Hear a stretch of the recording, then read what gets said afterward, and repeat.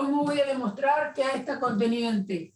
Sea X perteneciente a A. No tengo que tomar un elemento particular de A, sino que tengo que tomar uno cualquiera. Y decir que voy a tomar uno cualquiera de A, es decir, que voy a tomar uno que tenga esta forma. Entonces, lo único que voy a poder decir de X es que es 3K más 6. Y K perteneciente a los naturales. Ahora, entonces, X, si vos pensás que el número 6 es 3 por 2, podrías escribir 3K más 3 por 2. ¿Bien? Con K perteneciente a los naturales, ¿no? Entonces, por propiedades de la multiplicación, vos podrías sacar el 3 factor común. Te va a quedar que X es 3 por K más 2. Porque 3 multiplica K y 3 multiplica 2. Por lo tanto, 3 multiplica a K más 2. Si haces la cuenta al revés, 3 por K te da 3K, 3 por 2 te da 3 por 2. Ahora, ¿qué vamos a decir ahora? Que el número K es natural, y como 2 también es natural, K pertenece a los naturales, 2 pertenece a los naturales, por lo cual K más 2 también pertenece a los naturales. Y esto va a ser importante, porque yo puedo reemplazar este K más 2 por un número natural cualquiera, por ejemplo, H. Entonces, llamando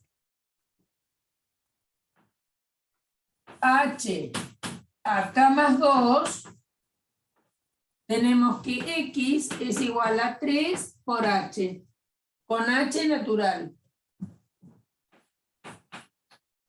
Entonces, he encontrado lo siguiente, que tomé un X en A, usé la fórmula que tienen los X que están en A, hice cuentitas. ¿Qué cuentitas? Pensar que el número 6 es 3 por 2, saco factor común 3 en esta suma, y me queda encerrado entre paréntesis K más 2.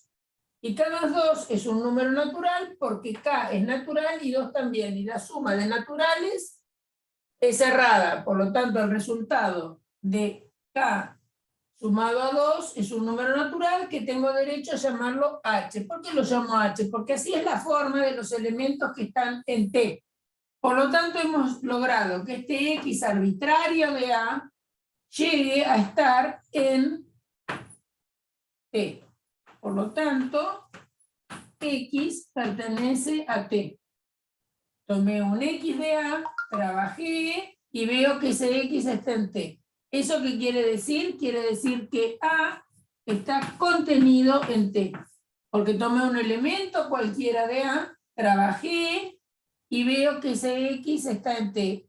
Quiere decir que A está contenido en T. Bueno, para el ejercicio que tenés vos, no lo hice exactamente ese, para que vos practiques. ¿Entendido? ¿Entendido el mecanismo? ¿Sí? Entonces vos vas a tener que tomar un elemento arbitrario del conjunto que vos tenés que demostrar que está contenido en el otro, vas a usar la tabla de multiplicar en ese caso, ¿eh? Sí, en general son los mismos pasos, exactamente, las justificaciones son las mismas. ¿Está bien? Siempre en general son los mismos pasos. Tomo un elemento arbitrario, genérico del conjunto donde yo quiero que sea subconjunto del otro conjunto, tomo un elemento de ese conjunto, me fijo qué forma tienen los elementos de ese conjunto y aplico las propiedades hasta poder ver que está en el otro conjunto. La estructura es siempre la misma.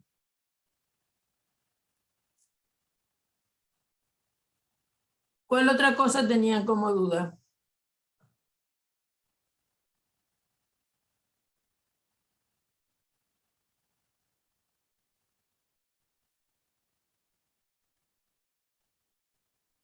Y sobre el álgebra de Juan. Boole, Sí.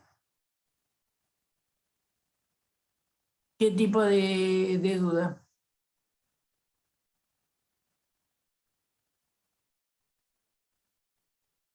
¿Qué tipo de duda? ahí lo busco, si le digo, porque no me acuerdo cuál era. Bueno, mientras tanto otro que tenga alguna duda. ¿Quiénes estamos? Estamos Juan, Vicente, Nicolás, ¿y quién es el quinto?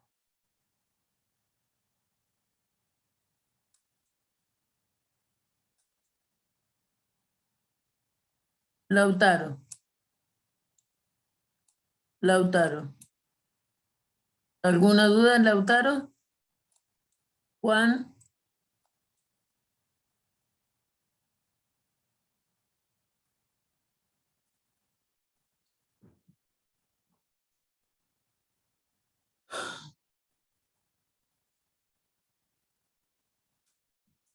Bueno, a ver, vamos a...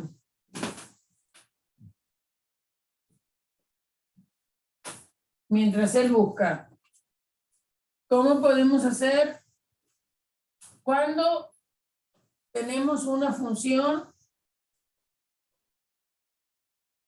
de A en B, digamos?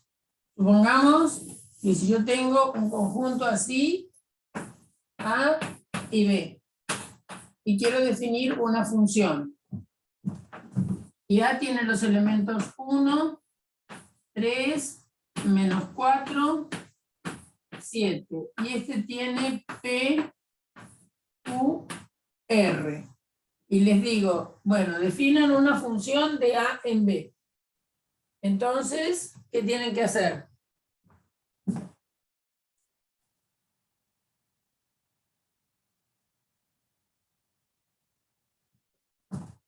Bueno, Juan, después hago otro ejemplo de contención, supongo. ¿Cómo define, qué quiere decir tener una función de A en B?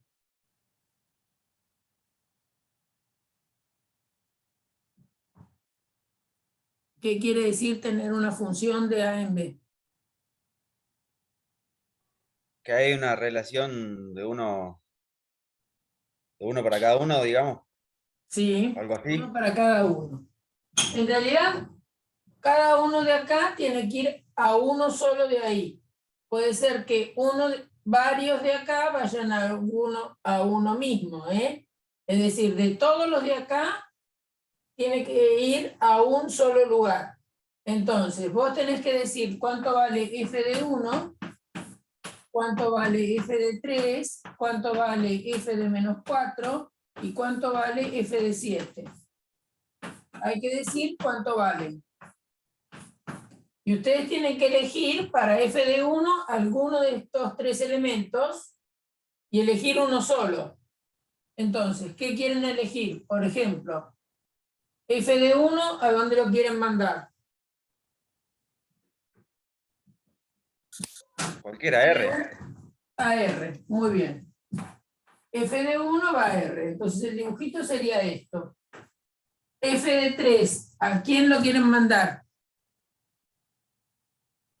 Juan, Q. ¿qué es F de 3?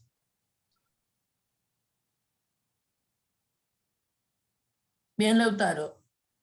A P, muy bien. Entonces, 3 va a P. Menos 4, ¿a quién? ¿Quién quiere mandar el menos 4 a algún lugar?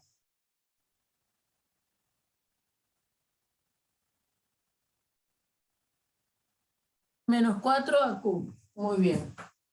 ¿Y F de 7? ¿A dónde? F de 7 a P también. Muy bien. Eso es una función. Porque todos los elementos de A sale una flecha. Esta función también se puede escribir por medio de pares ordenados, acuérdense, ¿no? Entonces, yo podría decir que está definida por el par, que a 1 le corresponde el R, entonces uno escribe 1R. Al 3 le corresponde el P, 3P. Al menos 4 le corresponde el Q, menos 4, Q. Y me falta un par, que sería el 7P. Eso también es otra manera de definir la función. La puedo definir por un gráfico, la puedo definir escribiendo esto, la puedo describir escribiendo los pares ordenados. Son dos maneras distintas de escribir lo mismo, de representar la función. Esta sería una forma más gráfica, que en realidad grafica estos pares ordenados, y esto también es otra manera de escribir la función. Son tres maneras distintas de definir una función del conjunto A en el conjunto B. Entonces lo importante es que de cada elemento de A salga una única flecha hacia B. Bueno, eso más o menos lo tienen, me parece. ¿Y podrá hacer alguna demostración? ¿De qué? ¿De qué? Estaba Juan pidiendo otro de conjuntos. ¿Y vos de qué querés, Nicolás? ¿Una demostración de qué? Por ejemplo, demostrar... Bueno, Si A y B y C son números enteros, ponele. ¿y qué cosa tengo que hacer? Con A, B, C, número... Eso del anillo, digo yo. Hay que demostrar si es... ¿Alguna propiedad? ¿Alguna propiedad? Es decir... Para que sea anillo tiene que cumplir esa... Tiene que... Bueno, todas las propiedades no voy a probar No, algo. sí, obvio. Entonces, suponete que yo te digo que defino en los reales, en R, defino A peso B igual a 2A por B más B por A. Así está definida la operación. Para A y B reales se define una nueva operación, ¿qué es eso? Y pregunto, ¿esta operación es cerrada? ¿Qué quiere decir que sea cerrada? Quiere decir que si R y T, digamos, son números reales,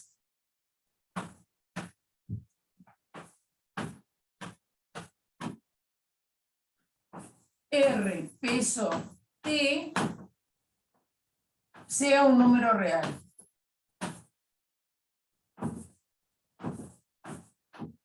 Esa es la pregunta que me hago. Si R y T son números reales, R peso T es un número real, bueno, entonces, ¿cómo está definido R peso T? De acuerdo a lo que dice ahí, es 2. El primero, acá es R. El segundo es T. Más el segundo por el primero.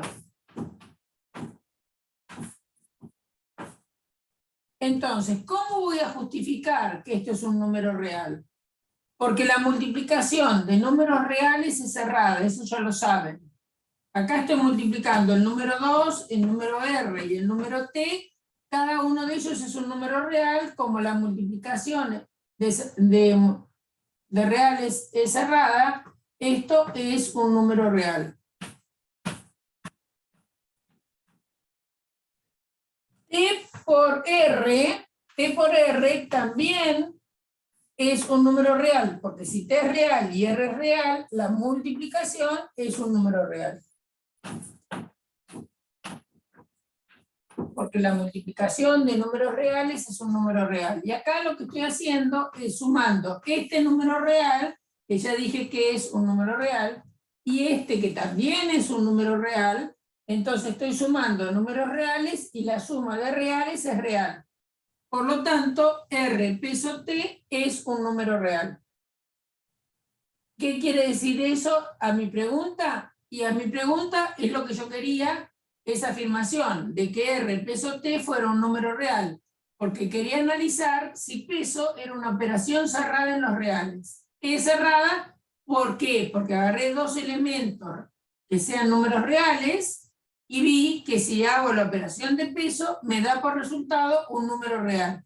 Eso hay que justificarlo, diciendo que la multiplicación de reales es real, la multiplicación de reales es real y la suma de reales es real. Por lo tanto, ¿es cerrada? Sí. Bien. Vamos a mirar si es, por ejemplo, asociativa. ¿Será asociativa? Bueno, entonces, ¿qué pasa con que será peso? ¿Es peso asociativa?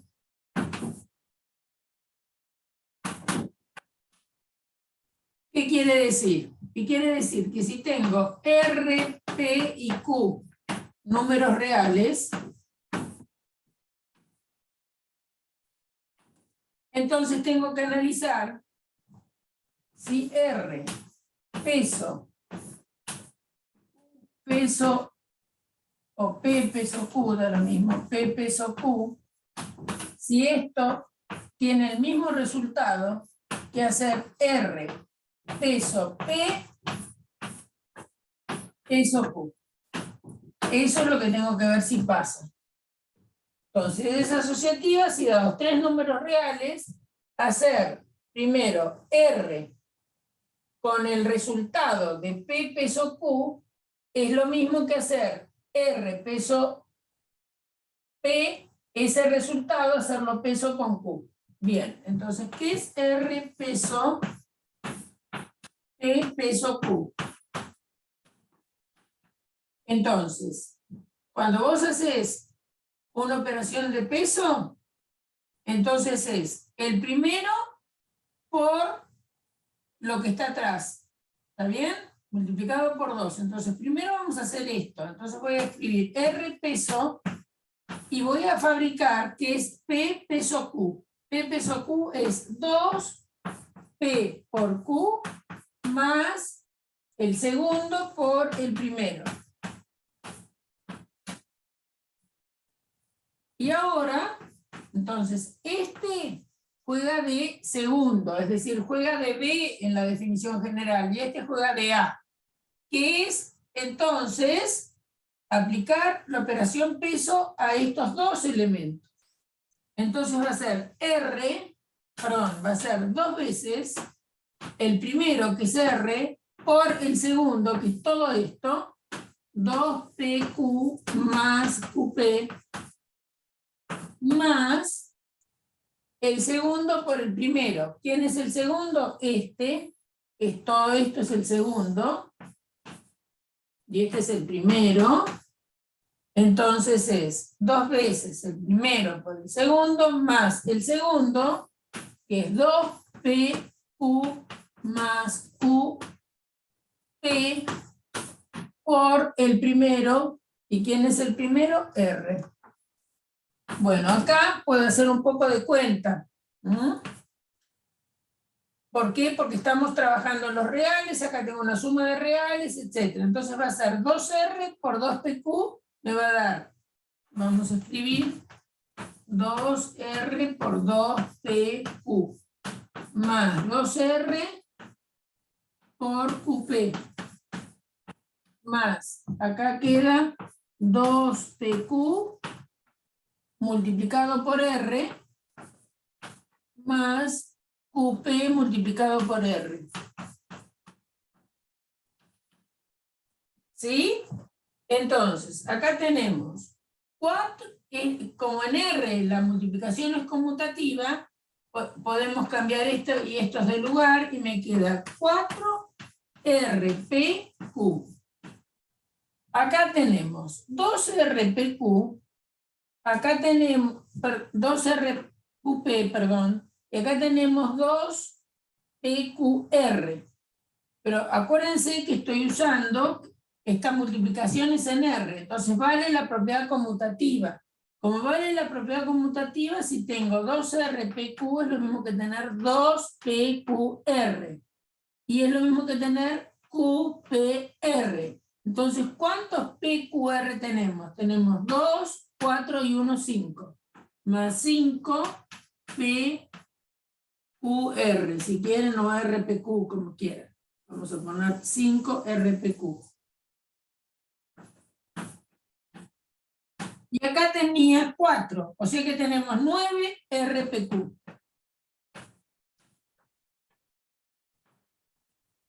Entonces, el primer miembro, que es R, peso, P, peso Q, nos dio 9 RPQ. 9 RPQ. 9 RPQ. Vamos a hacer el otro miembro. Vamos a calcular esto. Entonces, lo único que tengo que hacer es aplicar la formulita. Tengo que aplicar la formulita. R peso P, esto peso Q. Entonces, ¿qué es R peso P? Este juega de primera, este juega de segunda. Entonces es. Después vamos a hacerlo peso Q. Pero primero vamos a resolver este paréntesis. Es 2 veces el primero por el segundo, más el segundo por el primero. Ahora, este elemento va a jugar de primero en la definición y este va a jugar de segundo. Entonces, y ahora tenemos que hacer esto peso Q. ¿Cómo es eso? Y es el 2 veces el primero, es esto, entre paréntesis, no se olviden, por el segundo, y el segundo es Q, más el segundo, que es Q, por el primero.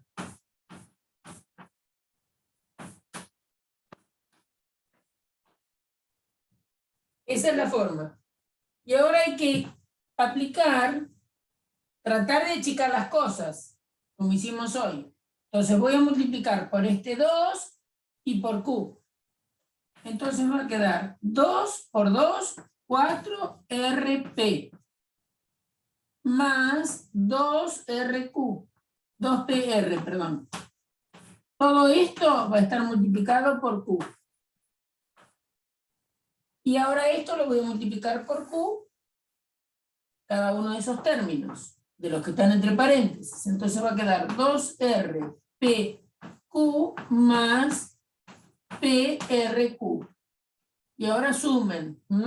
Cuando este Q distribuya, acá, les va a quedar 4RPQ más 2RPQ son 6RPQ. Todo esto, esta parte da 6RPQ. Y acá tienen 2RPQ más otro RPQ son 3RPQ.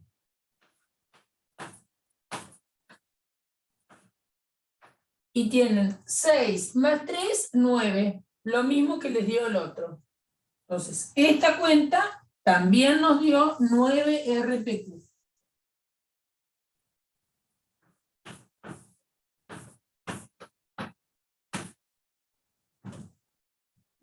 Por lo que tenemos que esta cuenta hecha de esta manera da lo mismo que la cuenta hecha de esta manera. Lo que quiere decir que la propiedad es asociativa. ¿Es asociativa? Sí. Va a tener neutro.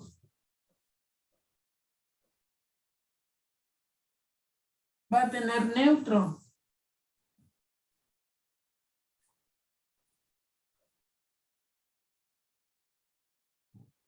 Es decir, yo tengo que probar. La pregunta es, ¿existe un E perteneciente a R Y esto quiere decir único para todo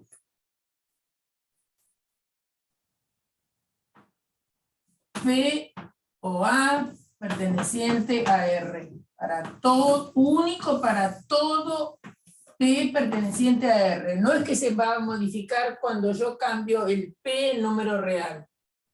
Y tiene que verificar que E peso P me dé lo mismo que P peso E y me dé P.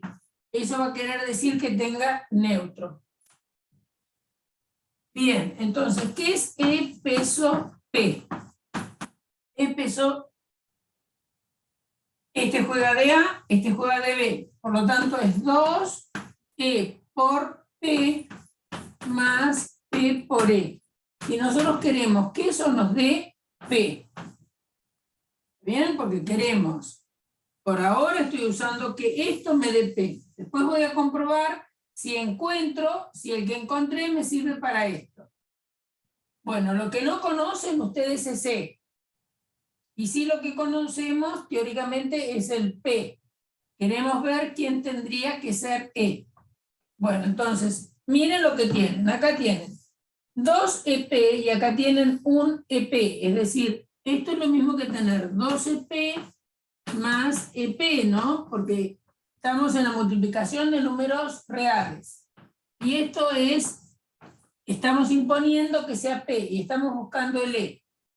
Entonces, en el primer miembro, está claro, en este primer miembro, que yo podría sacar E factor común. E factor común ¿de qué? Y bueno, 2P más otra P son 3P, ¿no? 2P más P. Y del otro lado tenemos P. En el otro miembro hay P. Es decir, que E por 3P tiene que ser igual a P.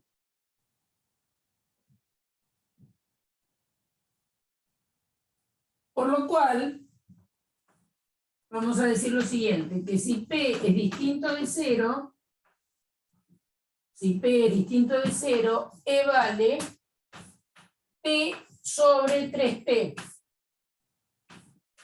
Y si P es distinto de 0, puedo simplificar y me queda, esto es 1/3. L vale 1/3. ¿Qué pasaría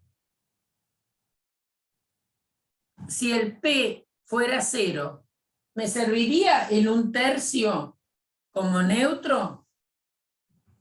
Si el P fuera 0, esa es la pregunta, porque yo encontré el 1/3 pensando que P es distinto de 0. Entonces mi pregunta es, si P es 0,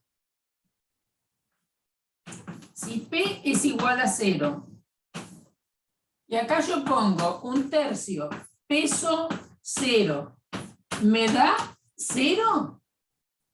Porque para que sea neutro tiene que verificarse también para el 0. Y yo pude deducir que el E vale 1/3 si P es distinto de 0. Entonces me pregunto, si P es 0, ¿el E puede ser 1/3? Esa es la pregunta que estoy haciendo acá. Si P es 0, ¿es cierto que 1/3 peso 0 me da 0? Bueno, pero ¿qué es 1/3 peso 0? De acuerdo a la definición, es 2 por 1/3 por 0 más 0 por 1/3. Y esta cuenta da a cada 0, porque acá hay un 0 multiplicando, y acá hay otro 0 multiplicando. La suma de dos ceros me da 0. Por lo tanto, 1/3 peso 0 da 0. Bien. Ahora, la otra pregunta es, para cualquier... Nosotros encontramos, hago el siguiente comentario importante, que hemos encontrado el P cuando usamos E peso P, medio P. Si lo usara del otro lado, ¿me dará P? Es decir, ¿valdrá esta igualdad también? Es decir, si ustedes tienen P peso 1/3, les dará P, y bueno, vamos a hacer la cuenta. Va a ser 2 por P por 1/3 más 1/3 por P. Entonces acá tienen. Acá estamos pensando que todo conmuta en los números reales, la multiplicación conmuta, entonces les queda 2/3 de P, ¿cierto? 2 por 1/3 es 2/3 de P, más 1/3 de P. Entonces esto es 2/3 más 1/3, son 3/3 de P, y 3/3 de P es P. Por lo tanto, para E igual 1/3, cuando tengo cualquier P, no nulo, por ahora, P, peso 1/3 me da P. ¿Y qué pasa si yo pongo el 0 acá adelante? Si pongo el 0, porque acuérdense que el 1/3 lo encontraron cuando P era distinto de 0, ¿no?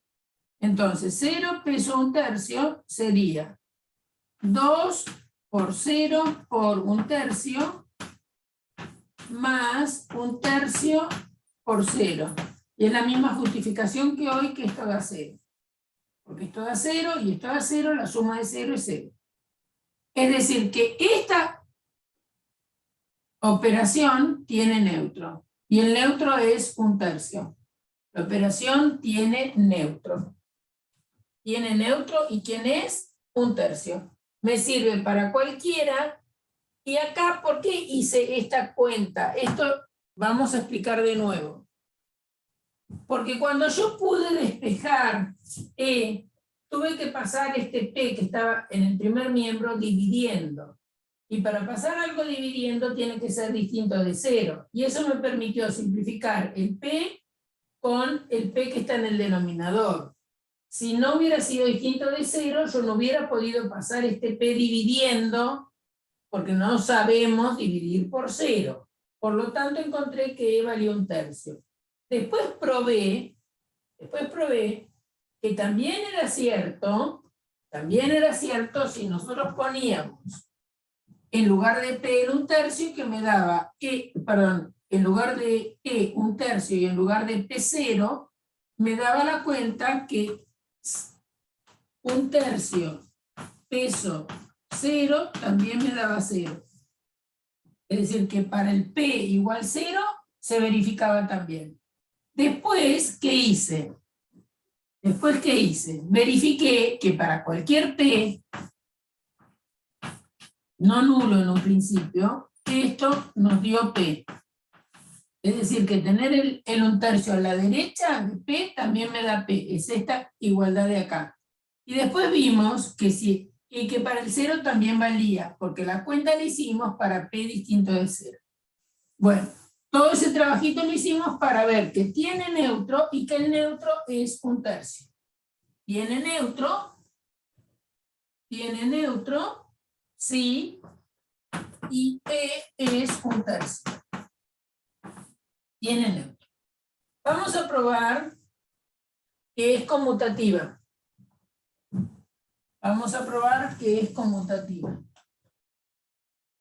Por ejemplo, que era lo que podríamos haber probado antes, ¿no? Es decir, R peso P me dará lo mismo que P peso R. Esa es la pregunta. Esta es la pregunta de conmutativa. Es conmutativa si pasa esto. Entonces, ¿qué es R peso P? Y es 2, la primera por la segunda, más la segunda por la primera. Como sabemos que estos son números reales, RP es lo mismo que PR, o sea que esto es 3 veces PR. Si hacen P peso R, P peso R es 2 veces la primera por la segunda, más la segunda por la primera. Como los números son reales, todos son números reales, vale la propiedad conmutativa de la multiplicación y podemos sumar, y entonces nos da también 3 veces PR. Por lo tanto, hacer R peso P da lo mismo que P peso R, y los dos dan 3 veces R, entonces es conmutativa. Sí es conmutativa. Muy bien, entonces es cerrada, es asociativa, tiene neutro, es conmutativa, lo voy a escribir acá.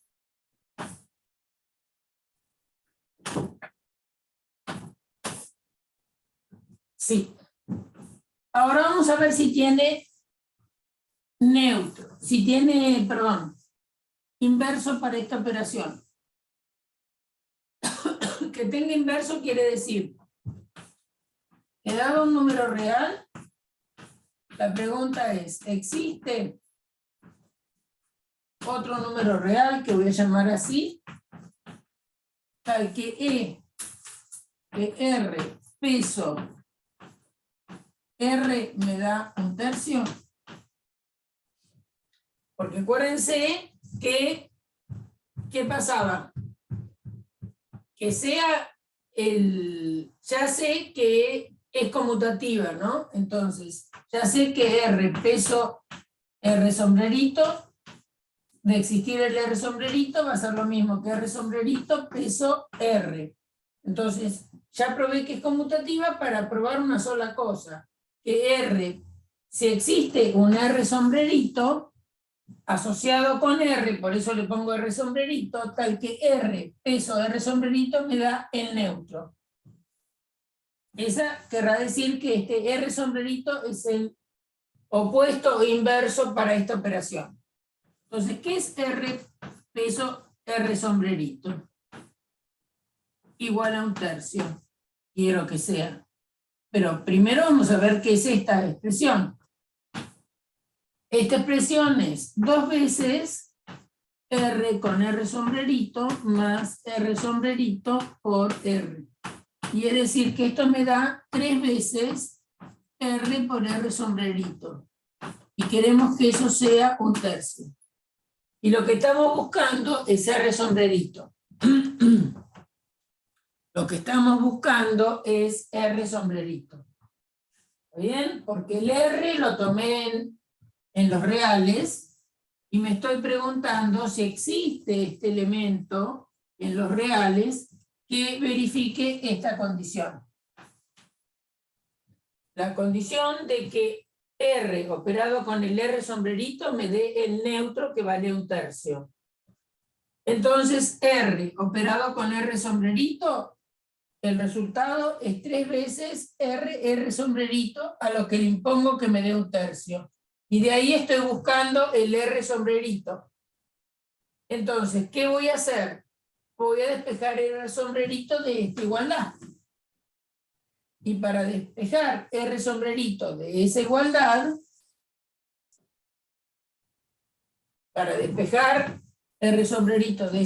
me va a quedar que R sombrerito es 1 dividido 3, que era en un tercio, por 3R. Y esto lo puedo hacer únicamente si R es distinto de 0. Y R sombrerito, si R es distinto de 0, es 1/9 de R. 1 sobre 9R. ¿No? Entonces, R sombrerito tiene que ser 1 sobre 9R. ¿Cuándo? ¿Cuándo existe? Cuando R es distinto de 0. Si no, no existe el inverso.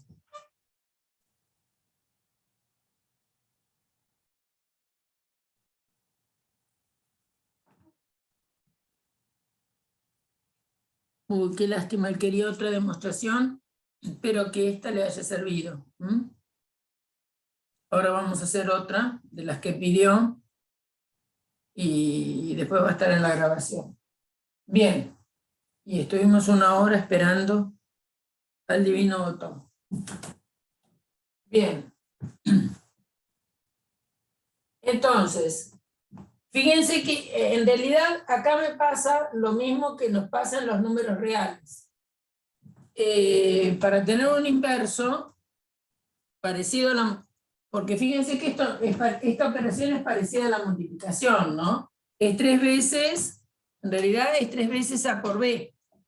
Entonces, esa operación es similar a la multiplicación. Y en la multiplicación, el inverso es el neutro es el 1, y para que algo tenga inverso, tiene que ser distinto de 0.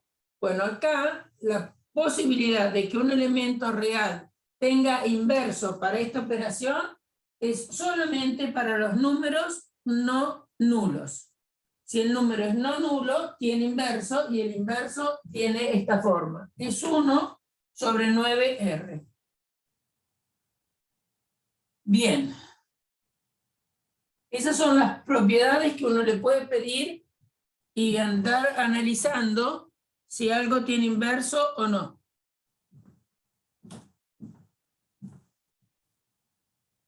Si vos quisieras ver si es un anillo o un grupo, tenés que analizar las mismas propiedades.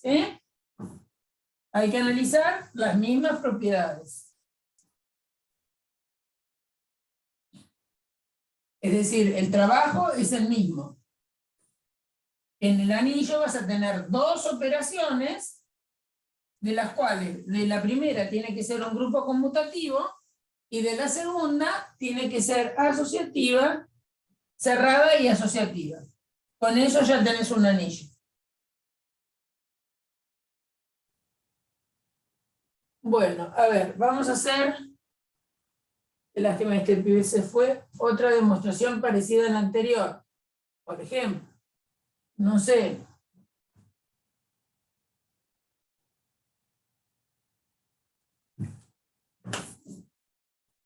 sea B el conjunto de los X, al que X es igual a 36 por T, y T pertenece a los naturales. Y J es igual a los X, tal que X es igual a 9 por M, y M pertenece a los enteros.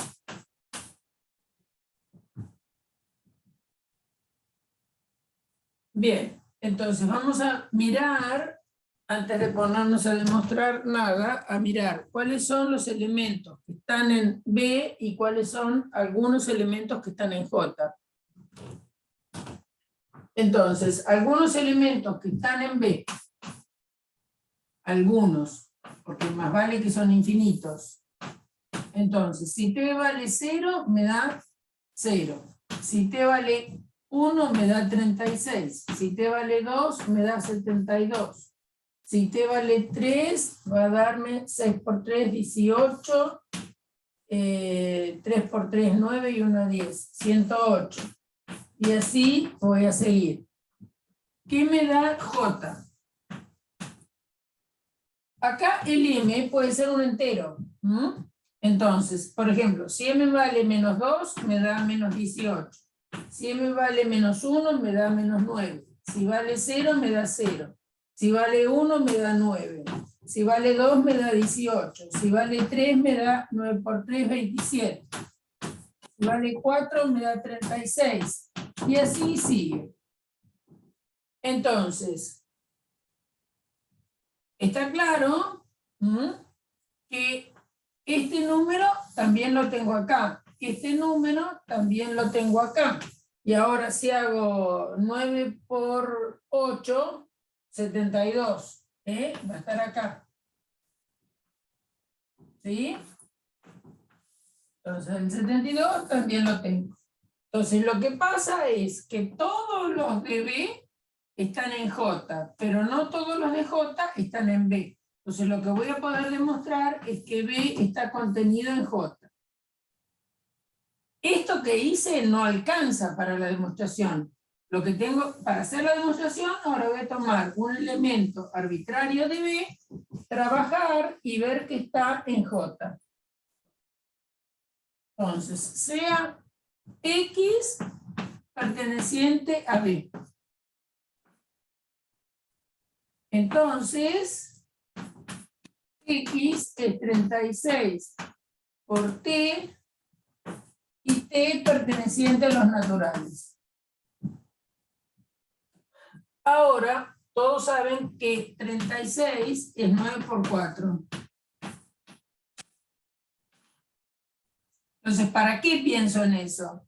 Porque entonces, ahora, en lugar de 36, voy a poder escribir que x es igual a 9 por 4 por t. Y t perteneciente a los naturales. Ahora, 9 por 4 por t, la puedo asociar de esta manera, como x igual a 9 por 4 por t. Y t perteneciente a los naturales. ¿Para qué lo asocio de esta manera? Porque yo quiero demostrar que nuestro x, que estaba en b, está en j. Y para estar en j hay que ser 9 por m con m entero. Ahora, acuérdense que lo siguiente, que 4 pertenece a los naturales y t pertenece a los naturales. Pero todo número natural es un número entero. Por lo tanto, 4 y t pertenecen también a los enteros. Son enteros. 4 y t son enteros. Si son naturales, son enteros. Ojo que al revés no vale, ¿eh? Entonces, 4 por t es un número, puedo decir que es un número entero. 4 por t es un número entero.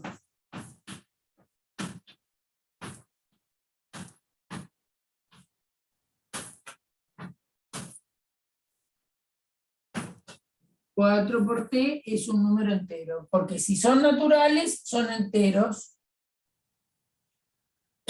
Y la multiplicación en los naturales y en los enteros es cerrada. Entonces, a 4 por t lo voy a llamar m. ¿Para qué lo llamo m? Para que me quede igual que lo que tengo acá. Entonces, este x lo puedo escribir como 9 y en lugar de 4 por t pongo m. 9 por m. ¿Y para qué lo escribí así? Y bueno, porque yo quería ver que este x que había tomado en b era un x que también estaba en j. Entonces, x pertenece a j. X pertenece a j. Entonces, tomamos un elemento arbitrario de b. ¿Qué quiere decir arbitrario o genérico? Un elemento cualquiera de b. ¿Qué quiere decir un elemento cualquiera de b? Para estar en b hay que ser 36 por t con t natural. Me acuerdo de la tabla de multiplicar por 9, y 36 es 9 por 4. Entonces, en lugar de escribir 36, escribo 9 por 4.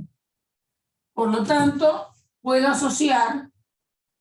¿Por qué asocio de esta manera? Porque quiero demostrar que este elemento que tomé es 9 por un número entero.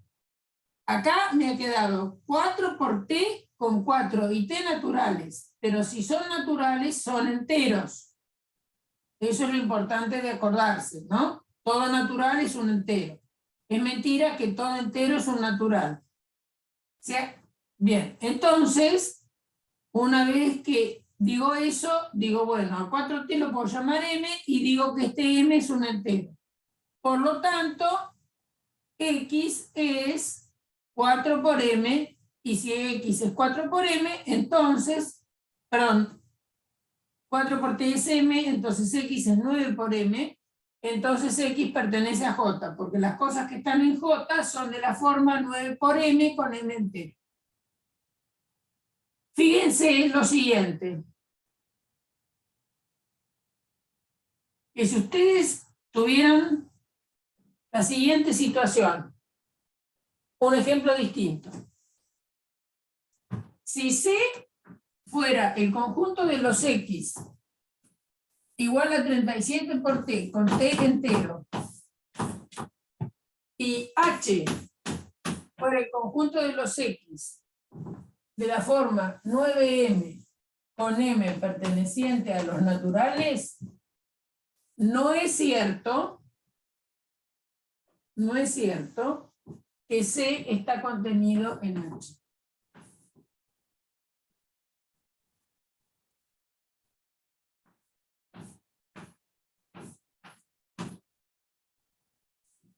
C no está contenido en H. Porque aunque 36 sea 9, 36, por supuesto que es 9 por 4. Entonces ustedes toman un X, acá en este conjunto es 36 por T, con T perteneciente a los enteros. Entonces, por ejemplo, ¿quién pueden tener acá?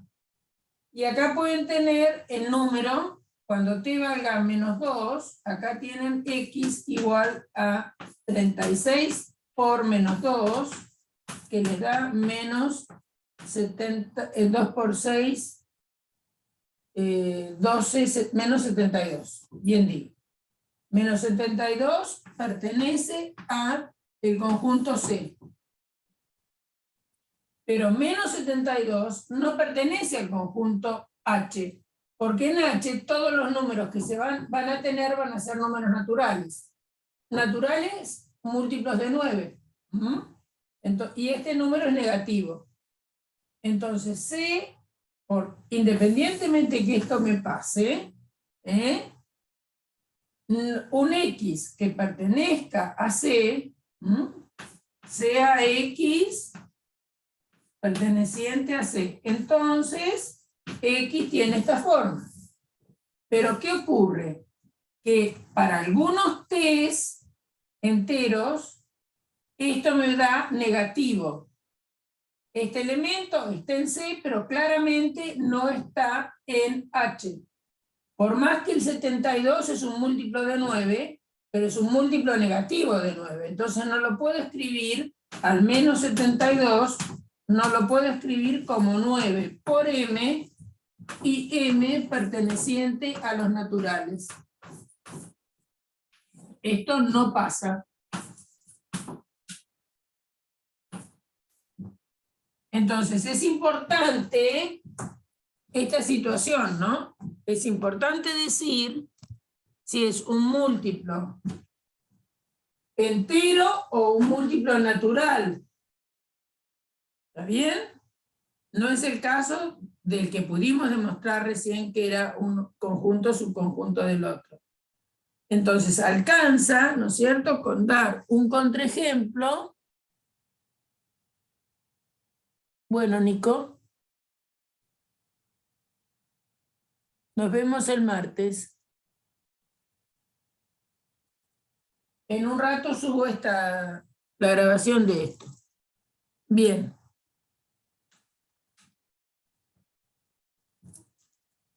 ¿Te sirvió esto? Bueno, ya quién sabe, ya se fue.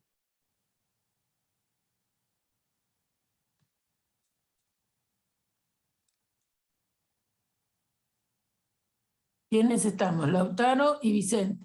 Bien. Y yo.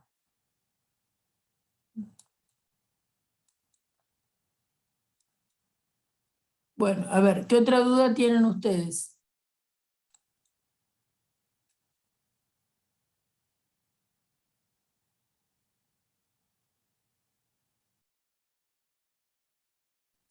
¿Qué duda tienen ustedes?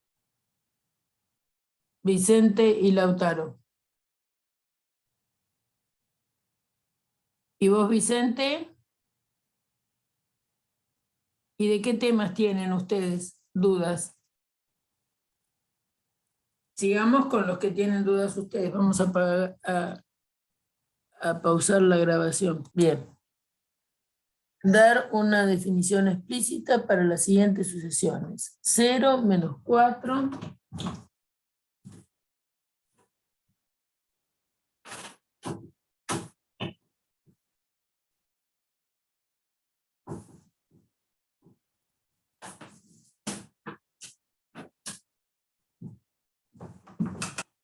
Cero menos 4, 8 menos 12.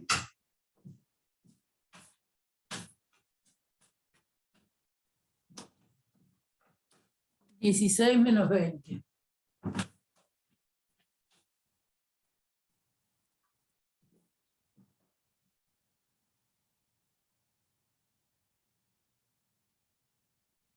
Esto es 4 por menos 1, 4 por 8, 4 por 2, 4 por 3, 4 por 4, 4 por 5. ¿Sí? Entonces, vamos a ver cómo llamo estas cosas. Si esto lo llamo a sub 1, y esto lo llamo a sub 2, esto lo llamo a sub 3, esto lo llamo a sub 4, a sub 5, a sub 6, ¿está bien?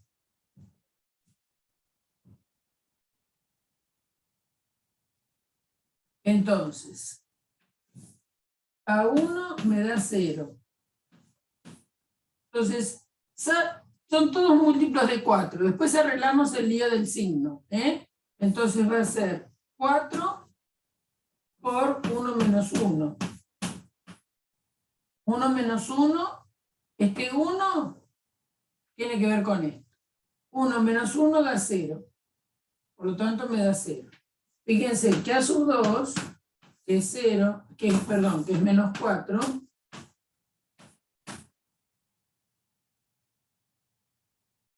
lo puedo escribir, después arreglo el signo, va a ser 4 por 2.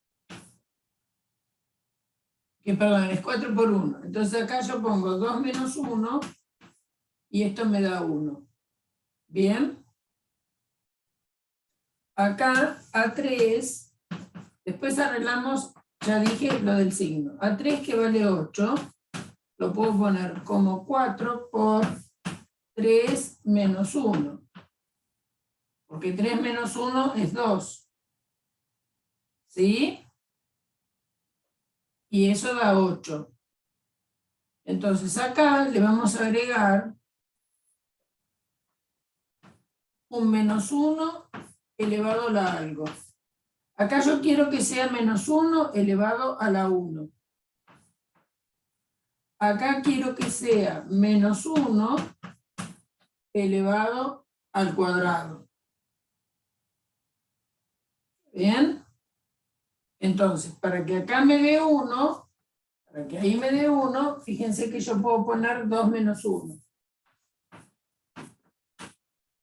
Para que me dé 2, puedo poner 3 menos 1. Porque menos 1 al cuadrado da positivo. Y esto da 2, entonces me queda 8. 4 por 2, 8. Por menos 1 al cuadrado, que es 1, me sigue dando 8. Acá 4 por 1, 4 por menos 1 a la 1, es negativo, me da menos 1, porque es impar.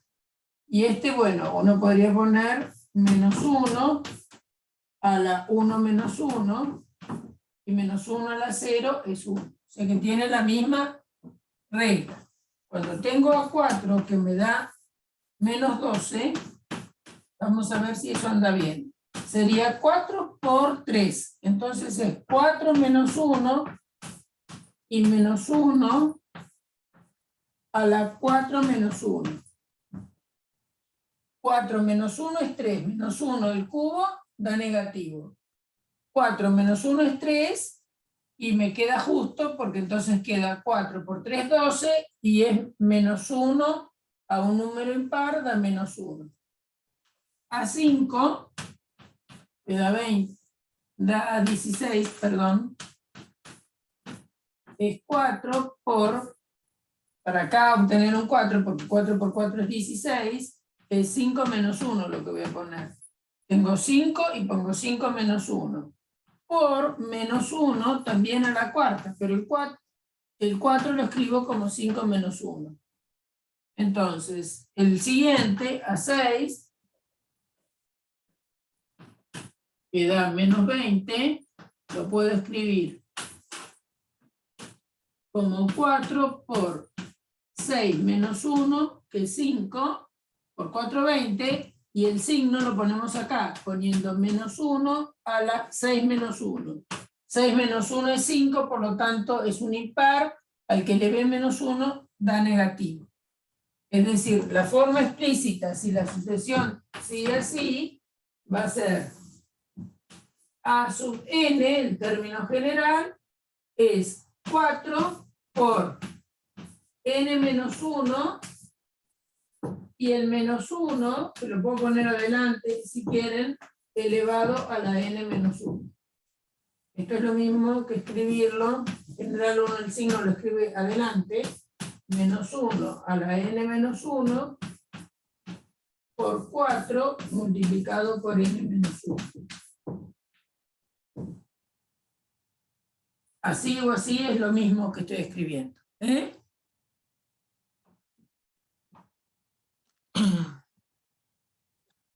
¿Entendido?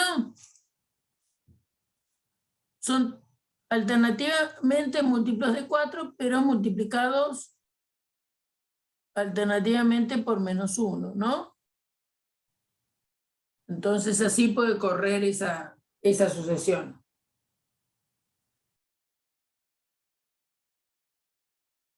Entonces acuérdense que cuando tienen series alternadas, son potencias de menos 1. Entonces hay que buscarle la vuelta a lo que hay que elevar ese menos 1 para que me dé como quiero, es decir, si empiezo, fíjense que este empezó en positivo, negativo, positivo, negativo, ¿no? Entonces, bueno, le buscamos la vuelta.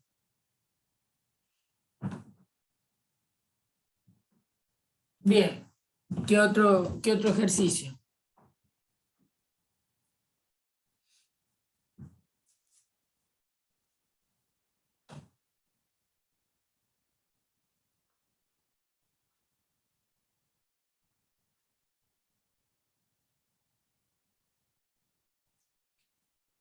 ¿Qué otra duda hay?